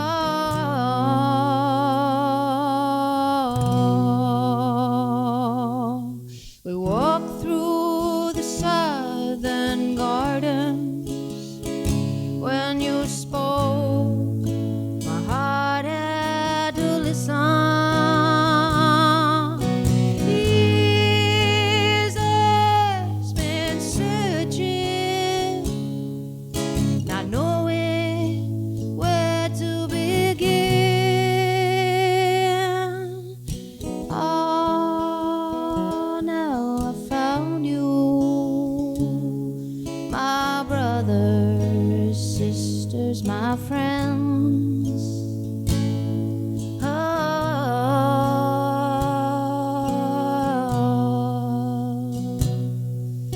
the sound of the beautiful music echoing into the blue as the birds fly from their branches to bathe under the bright southern moon.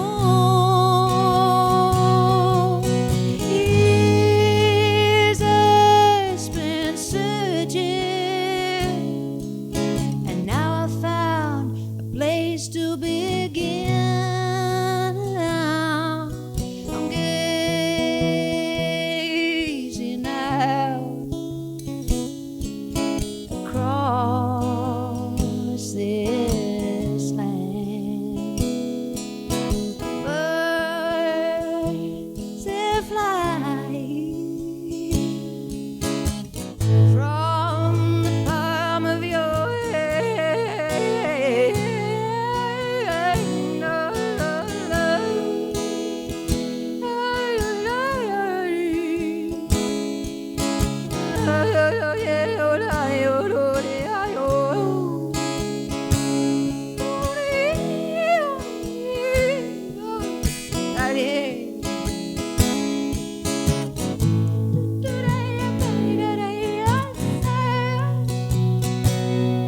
Years I've spent searching, and now I found a place to begin.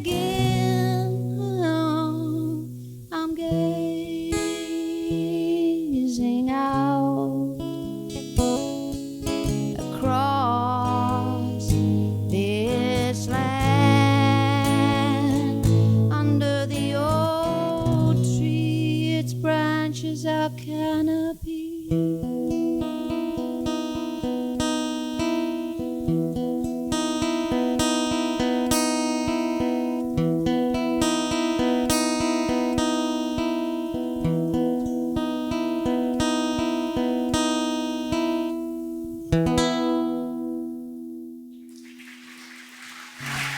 Monique Brumby, isn't she wonderful? Thank you, Monique. Thank you so much. It's an absolute honour to be here. Thank you very much for having me. Thank you, Monique. And from one wonder to another, ladies and gentlemen, let's welcome back Christine Milne.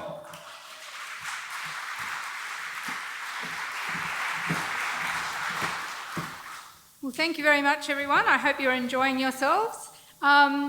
One of my jobs since leaving politics has been to be the Global Greens ambassador, and it's a fabulous opportunity for me to get to know Green parties around the world. We now have Green parties in over 90 countries, and it's never reported in the Australian media, but Greens are currently in government in 6 European countries, in Germany, in Ireland, in Belgium, Austria, Luxembourg, and also in New Zealand. And it's all because largely electoral reform, multi-party politics is a very European thing, and in New Zealand because of electoral reform, and that is a big memo to us. We have to get electoral reform to get the representation we deserve for the size of the vote that we get.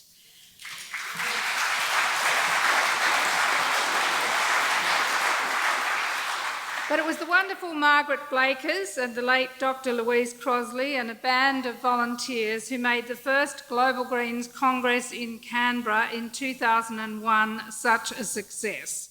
The idea of forming a Global Greens network really came from Bob Brown when he was in the Senate, and it was driven by the Australian Greens. At that first Congress in 2001, it was the early internet era, and I was talking to Margaret about the other day, and she was reminding me that people were posting in their registrations and cheques from all over the world. And there were horrible fights with immigration over visas for delegates from Asia, from Africa, from South America. It was quite legendary to actually get people here. But who would have thought at that time that Greens would take over the Great Hall in Parliament House? It remains one of the best times in Parliament House that I've ever enjoyed. A picture tells 1,000 words. This was the moment when the Global Greens Charter, the basis of the Global Greens, was ratified.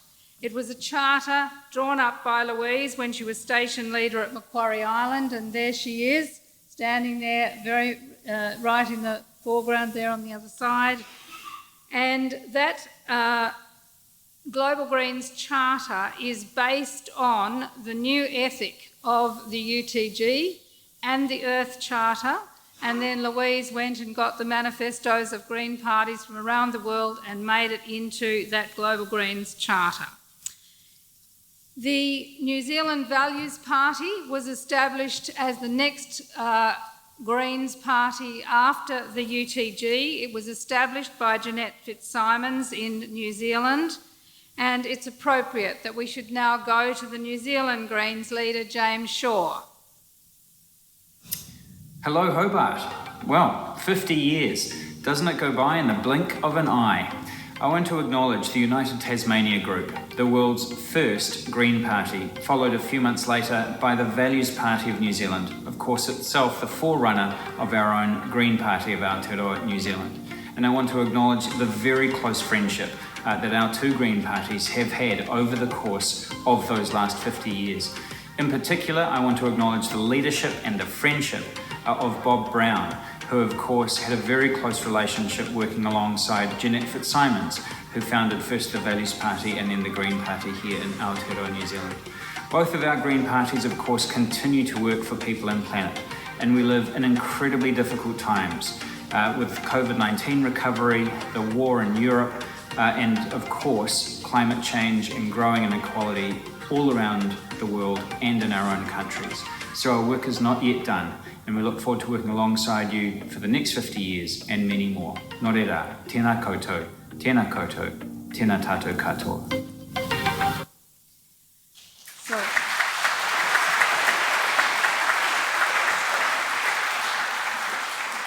As you've heard tonight, and as has been our experience, Greens are usually in the minority or on their own in many cases in parliaments of the world, but their voices cut through to speak truth to power.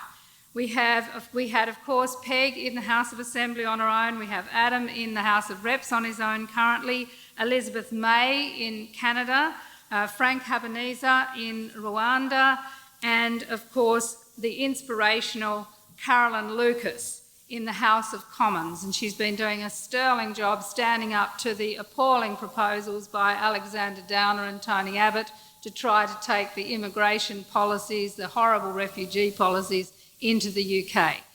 Carolyn Lucas. Hello, my name's Caroline Lucas and I'm the Green Party MP elected in the UK. It is a privilege to be celebrating the 50th birthday of our global movement of Green Parties, which started where you are now and for which you have provided just so much inspiration. So a huge thank you to Bob, to Christine, and to every single person that has helped to make us put down roots in every corner of the globe. Together we have achieved so much since those small acorns were planted half a century ago in Tasmania. I was told recently that oak trees won't produce a good crop of acorns until they're around 50 years old. So that means that things are about to get even more fruitful for our family of Green Parties.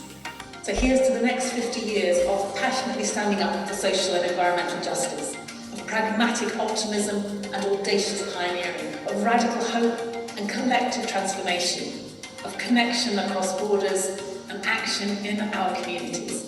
Here's to 50 more years, growing a green future. A big happy birthday from the UK.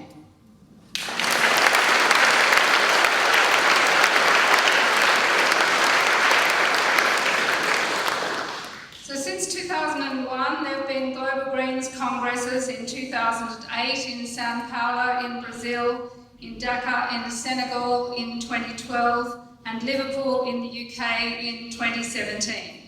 The next Congress is in Seoul in South Korea next year, and so it's appropriate that I hand over to the Korean Greens for the last word. 안녕하세요. 타스메니아 녹색당 여러분. 저는 한국 녹색당의 공동대표 김예원입니다. 타스메니아 녹색당이 50주년을 맞이한 것을 너무 진심으로 축하드립니다. 사실 한국 녹색당도 올해로 10주년을 맞이했는데요. 50주년의 역사를 이끌어 오신 타스메니아 녹색당 여러분들께 감사와 존경의 마음을 전합니다. 내년 23년도에는 이곳 한국에서 세계 녹색당 총회가 개최될 예정입니다. 얼른 한국에서 만나 뵙고 싶습니다. 내년에 한국에서 만나요.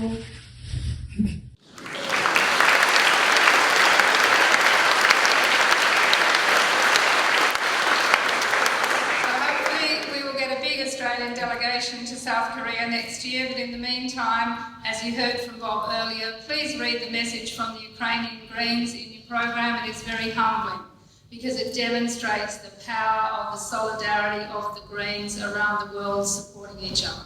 Thank you.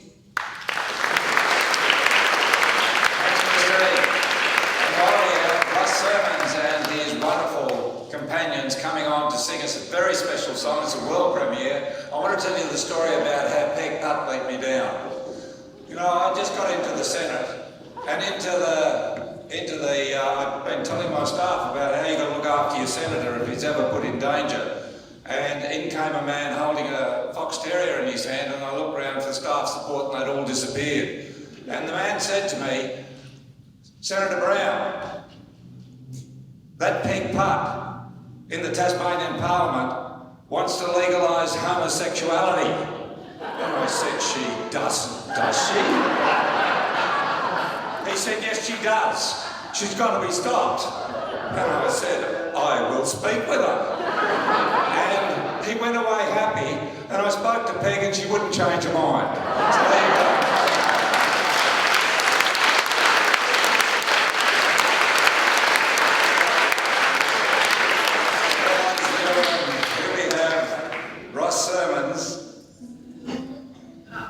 We've got Monty Matsumoto, GB Balding, Peter, Louise, and the ScoMo song. Now, this is the global premiere. This has never been performed in public before. I apologise to Adam at the outset. I might be thrown out of the Greens because it does say vote for somebody else during this song. However, it's already had 18,000 hits on YouTube. And ladies and gentlemen, I'll ask Ross and his wonderful troubadours to give us the ScoMo song.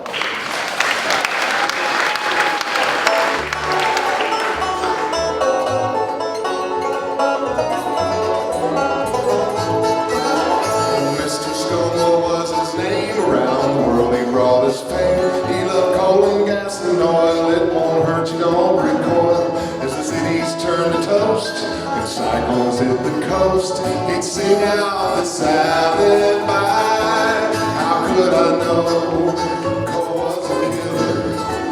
No one told me the end was nigh. I didn't see all the forest burning, cause I was holidaying in Hawaii.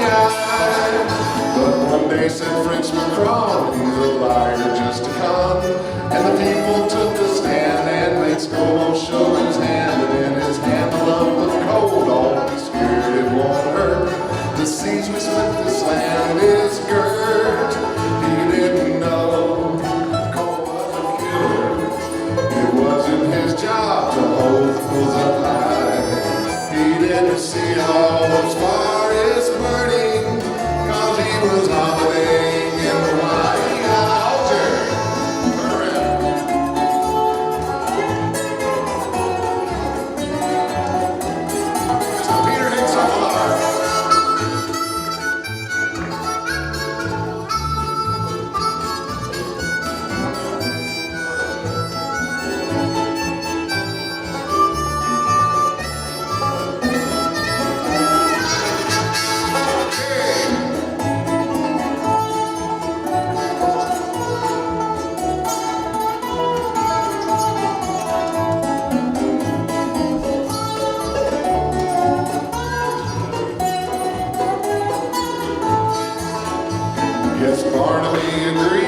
Mr. ScoMo filled his knees, but came days of 50 degrees, 10 meters rose the seas, till the statue stores were flooded, with everyone to panic on this fossil fuel Titanic. He didn't know the bedfish floating, he didn't see the coral bleach, he didn't hear the koalas crying, cause he was lying on Waikiki.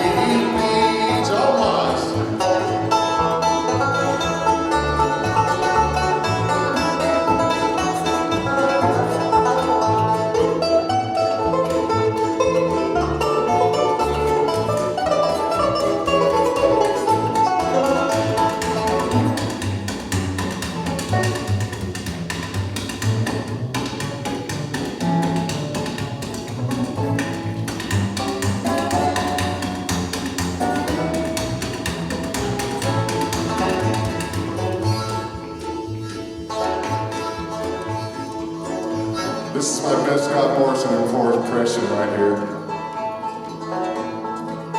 So I decided to consult with Jenny. She certainly no henny penny. We concluded there was no way we could have known Australia would reach 50.7 degrees. But hey, I'm just the Prime Minister here, so I headed on off over to Hawaii. Direct, not via Nauru. Put some flowers in my hair because it's not me, but capitalism can do.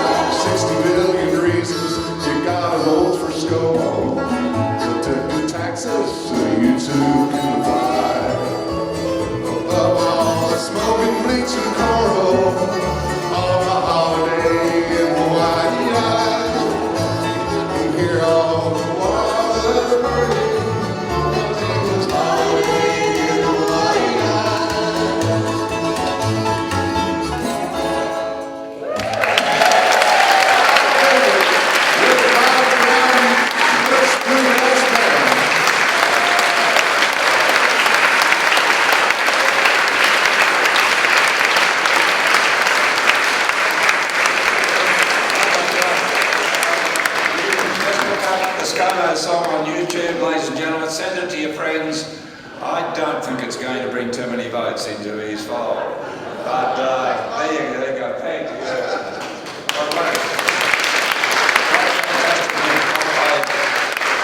Ross spent 20 years in Nashville and is now a resident of Tasmania, aren't we lucky? There you go, ladies and gentlemen, aren't we lucky? So close from a near-death experience just this week. Our own, up for election, but I've got no doubt about it. He'll go on into the future as part of that fantastic balance of power that Adam's been talking about. Ladies and gentlemen, Senator Peter Whish-Wilson.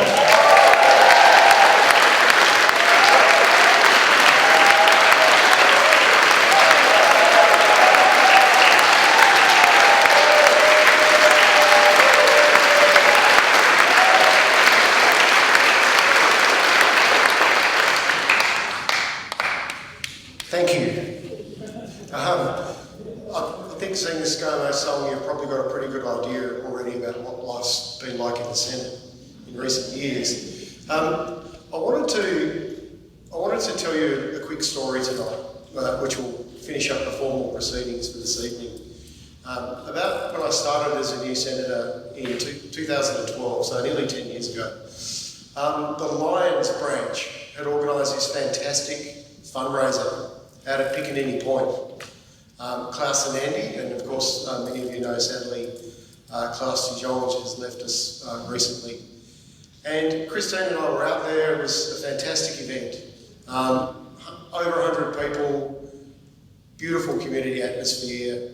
And then Christine and I had to jump in the Comcar, get to the airport and go to Canberra for 2 weeks. And I remember feeling a little bit sad and upset. My family were there, but that was my job. We had a tough couple of weeks in Parliament. And you know, like for all MPs, you can see on the posters around the room and the people you've heard from tonight, it's relentless. That's what we sign up for. The long hours, the constant pressure, being in the media focus the whole time, being away from your friends and family, your loved ones, always being on public display. It kind of goes with the territory, but I was a fairly new senator, so I was trying to take all this into my stride. And I remember when I got back to Tassie, there was a letter waiting for me in my office. And it wasn't a letter that I was necessarily hoping for. It was from a very important member of the Greens, a founding UTG member and a founding Green member, Jeff Weston. Now some of you know, yes, I hear the murmur go through the room. Some of you know Jeff very well, and of course you know that Jeff calls a spade a spade. Now I didn't know Jeff too well, but he was one of the key organisers for this fantastic fundraiser we had, which raised a lot of money for my campaign and for Christine's campaign for the 2013 election. And he said, I'm really disappointed that no one's contacted me as the organiser of this event in the last 2 weeks. We went to all this effort, we raised all this money, and it's not good enough. And then he wrote 3 lines that really, really impacted on me as a senator. He said, if you don't water the roots, if you don't nourish the roots, the green tree will wither and die. Now, that was enough to get me out of my upset, kind of, I suppose, slightly put out mood to pick up the phone and call Jeff. And we had a great chat. Jeff and I went on to become really good friends and very close, and I'd like to honour him tonight. So I know he would have loved to have been here at this event, because sadly he also passed away a few years ago. But what Jeff was saying to me, bringing me down to earth as a senator, was that the roots he was referring to are you, the members and the supporters of this party. And while we might be on display, all the MPs who you've heard from tonight and see around this room, it's the roots that actually, the grassroots that support our party. Now today at the press conference we had to promote this event to the mainstream media tonight, Bob and Adam got asked, why is it that the Greens are still around after 50 years and other political parties like the Democrats have come involved? And the answer is, again, You, because we have deep roots. We're a party full of people who care deeply. And I just want to finish by saying we're going to need deep roots. Because as you've heard from some of the speakers already tonight, the job's not done yet. We've still got really big challenges ahead of us. And now tonight is not a federal election event, but I do want to say that for those who care about climate change and the environment, this will be the most important election in our nation's history. We have no more time left to act. It has to be now. We have to send a really strong message to whoever forms government. Now, from your roots come your candidates, and I know just about everyone in this room tonight's probably been a candidate at some stage. In fact, Richard Denatale often tells the story that all you needed to do in the old days was drive around the block of the Greens office and someone would tap you on the shoulder and ask you to be a candidate. So I'd just like quickly to acknowledge the federal election candidates. Could you all stand up tonight, please? In no particular order, I have Vanessa Blair on the Senate ticket with myself.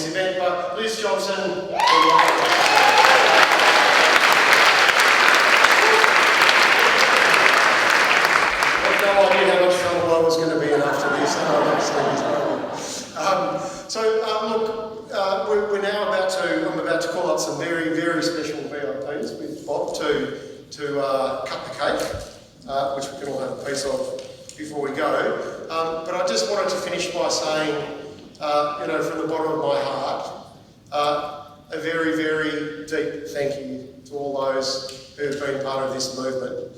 Every day I get out of bed, it's an enormous privilege to be a Green Senator, and it's especially humbling to be here tonight and have been part of all of this. So could we now, do you want to pull that? We'll get our songs to zip.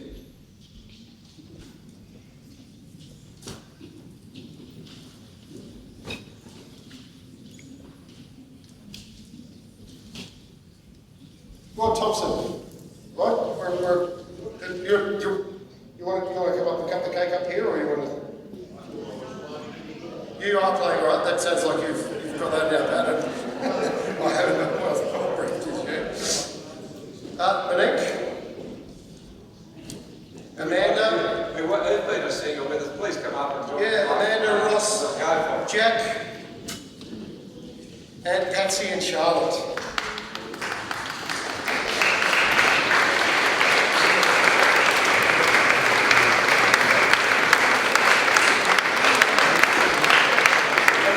I'd like to acknowledge that the shortbreads and cake were made by Kirsten Bacon. Where are you, Kirsten? Thank you so much.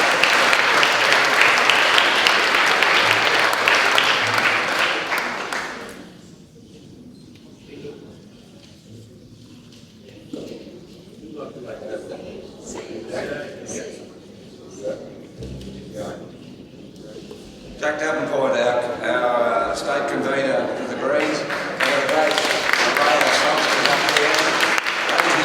going to have 3 rounds of happy birthday with our great organist helping us out, Rod Thompson. Firstly, happy birthday, Tassie Greens. Secondly, happy birthday, Aussie Greens. And third, happy birthday, Global Greens. So, we're just We're just checking the key. So get ready, ladies and gentlemen. Baritones, sopranos, bass and contraltos, if you don't mind. And we're ready to go, ladies and gentlemen, with Happy Birthday.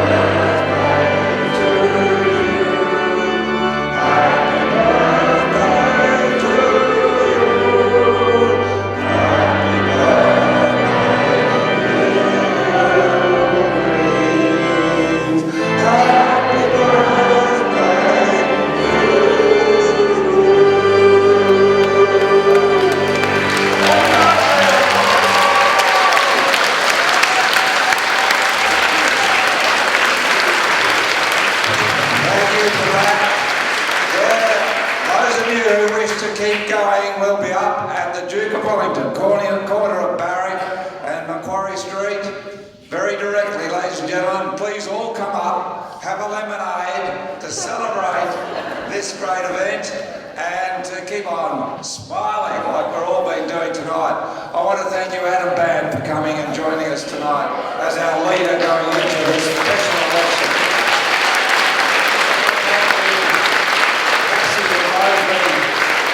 Two senators, all our local government members, but to the Greens right round the world, not least those who don't live in such easy circumstances as ours. Happy birthday, everybody. I won't be organising the next 50th, I can tell you, but it will be on, and it's going to be even better back here in the Town Hall. 2072, don't anybody miss it. Our 100th birthday, but for now, happy 50th birthday, everybody.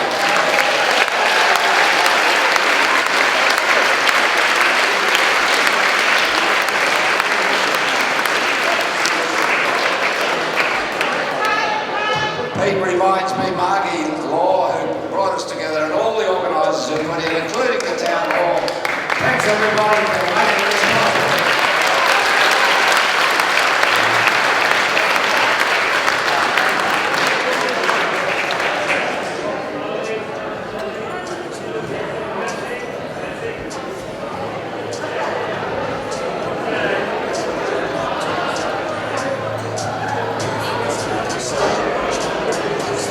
Everybody, just Bob's been emceeing the event, and it's not, obviously, Bob's too humble to thank himself. So, can we thank Bob and Christine Milne, especially for making this event